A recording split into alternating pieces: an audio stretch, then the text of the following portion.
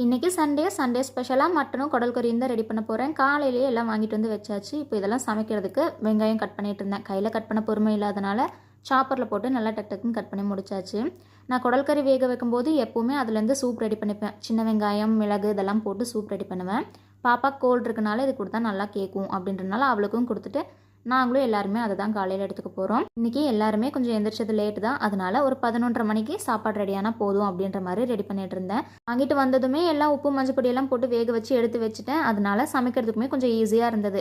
நான் இதுக்கான மசாலா எல்லாமே அரைச்சி வச்சுட்டேன். மட்டன் குழம்புக்கு ஆட் பண்ணுற மசாலில் ஒரு 2 கரண்டி மட்டும் குடல் கறியில் சேர்த்துப்பேன். அது கூட லைட்டாக மட்டன் மசாலாவும் போட்டுக்குவேன். குடல் கறி நல்லா வெந்திருக்கனால இதை நல்லா கலந்து விட்டு அந்த மசால் சுண்டுற அளவுக்கும் பச்சை வாசனை போகிற அளவுக்கும் வெந்துச்சுன்னா போதும்.